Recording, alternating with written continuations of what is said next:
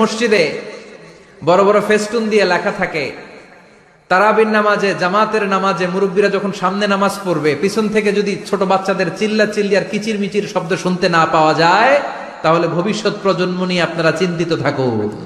পিছনে যদি বাচ্চাদের হই হুল্লোড় না থাকে, চিল্লা ফাল্লা না থাকে, তার মানে নেক্সট জেনারেশন এগুলো মুসল্লি হবে না, এগুলো হবে ডাকাত।